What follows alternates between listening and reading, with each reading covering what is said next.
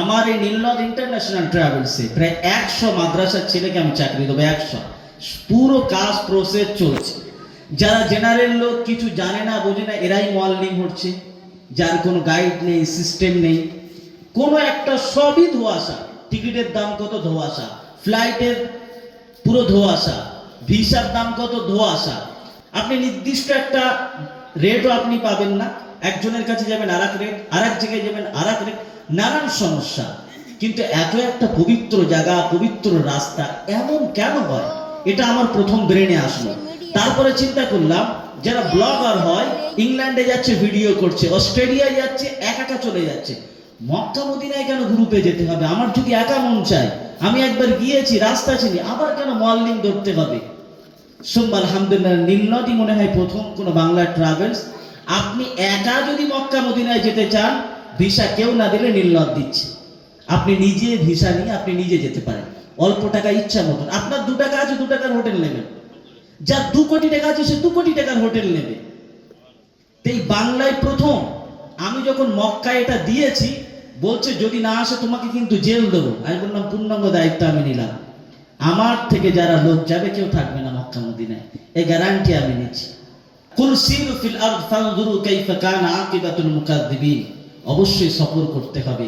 এবং সবথেকে বড় কথা, আমার একটা কৃপণতা আছে। আমি মাদ্রাসার মুহতামিম, তো আমার ছেলে মুহতামিম হবে, অন্যজন মুহতামিম হবে। আমি মুআল্লিম, তো আমি কারোর সাথে কিছু বলবো না যে কিভাবে মুআল্লিম হতে হয়। আমরা মুআল্লিম কোর্স খুব দ্রুত লঞ্চ করব। আপনি নিজে যদি হজের কাজ করতে চান, আমাদের কোর্সে ভর্তি হতে পারেন। যারা হাফেজ, আলেম, ইমাম সাহেবরা আছেন, আপনি শিখে নিজেও ট্রাভেলের কাজ করতে পারেন। কিন্তু সৎভাবে কাজ করতে হবে, ধোঁকা দিলে হবে না। তো একেবারে শেষ পর্যায়ে একটা কথা বলবো, যে সমস্ত মানুষরা আছেন, অবশ্যই অবশ্যই জীবনের একটি বার হলেও মক্কাতে এবং মদিনাতে যাবেন।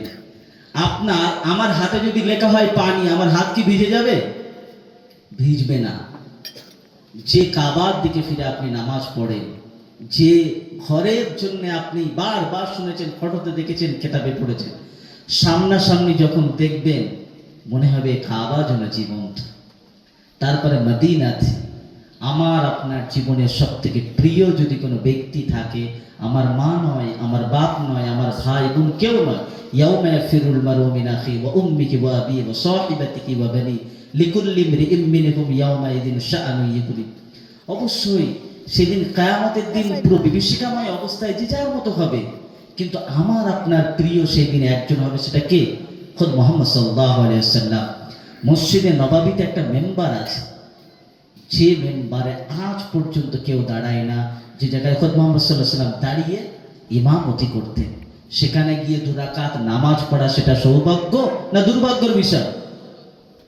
তারপরে আরেকটা মিনার আছে, সেই মিনারকে বলা হয়, খোদ জিবরাইল আলাইহিস সালাতু ওয়াস সালাম যে কোরআন এখানে তেলাওয়াত হচ্ছে, উনি ওখানে ওহী নিয়ে আসতেন, আম্মা যারা আয়েশার ঘরে যেতেন, আবার ওখানে আসতেন, ওখান থেকে আসমানে উঠে যেতেন, ওখানেও 2 রাকাত নামাজ পড়ে। তারপরে আরেকটি পিলিয়ার আছে, যে পিলিয়ারে খোদ মুহাম্মদ সাল্লাল্লাহু আলাইহি ওয়াসাল্লাম টেক লাগিয়ে সাহাবা ইকরামদেরকে খুতবা দিতেন, বায়ান করতেন, কত বরকতময়। তারপরে আরেকটা মেম্বার, একটা পিলিয়ার আছে, যেখানে দুনিয়া ও আখিরাতের বাদশাহ খোদ মুহাম্মদ সাল্লাল্লাহু আলাইহি ওয়াসাল্লাম নিজে শুতেন, কত বরকতময় জায়গা। সেখানে গিয়ে 2 রাকাত নামাজ পড়ে। ওর পরে আল্লাহ রসুলের পা মোবারক আছে, ওর পরে আরেকটা মিনার আছে, আল্লাহ রসুলের বুক মোবারক আছে, ওর পরে আরেকটা মিনার আছে, সেখানে খোদ মুহাম্মদ সাল্লাল্লাহু আলাইহি ওয়াসাল্লামের মাথা মোবারক, ওর পরে হযরত আবু বকর, হযরত ওমর। দুনিয়া আখিরাতের শ্রেষ্ঠ জায়গা, যেটাকে আল্লাহ রসুল বলেছে এটা জান্নাতের টুকরা দুনিয়াতে। শুধু তাই নয়, জান্নাতের ভিতরেও ঠিক এই রকম অবস্থায় থাকবে, যেমনটা রিয়াজুল জান্নাত আছে। জীবনে একটি বার হলেও অবশ্যই সেখানে গিয়ে মাথা ঠেকিয়ে আসবে এবং দোয়া করে আসবেন। শুধু দোয়া নয়, আপনি ওখানে গেলেন মানে আল্লাহ রসুলের মেহমান হলেন, আল্লাহ রসুলকে দাওয়াত দিয়ে আসবেন, ইয়া রাসূলুল্লাহ, সুদূর বাংলা থেকে এসেছি আপনার মেহমান হয়ে, আপনি কি আমার বাড়িতে যাবেন না? এই আবদারটুকু করে আসবেন, দিল থেকে দরুদ শরীফ পড়বেন। ওয়াল্লাহি, যদি মুহাম্মদ সাল্লাল্লাহু আলাইহি ওয়াসাল্লামের মহব্বত আর ভালোবাসা আপনার দিলে থাকে, আপনার বাড়িতেও দেখা দেবে। অসম্ভব কিছু নয়। আল্লাহ রসুলকে ভালোবাসা খুব সহজ, খুব ইজি, একদম সোজা। দুনিয়ার ইবাদত বান্দিগি যদি মুহাম্মদ সাল্লাল্লাহু আলাইহি ওয়াসাল্লাম সিগনেচার না করে, যেটা আমার তরিকায় না, তো বাতিল, কোনো দাম নেই। তো ওই জন্য দিল থেকে যেন কাজগুলো হয়। কে ভালো কে খারাপ বলার দরকার নেই। আপনি আপনার বেটারটা দেখান আল্লাহর কাছে, আল্লাহ আপনাকে মহব্বত করবে, আপনাকে ভালোবাসবে।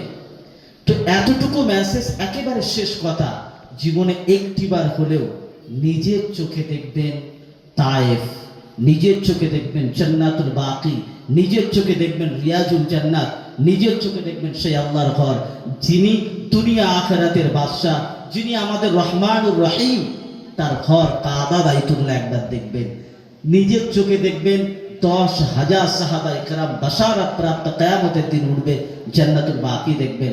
ইনশাআল্লাহ যাবেন তো সবাই? নিয়ত করেন, যে ট্রাভেলসে পারেন, যেখান থেকে পারেন। যদি আপনার ডানাও থাকে তো একা একা উড়ে যান, কিন্তু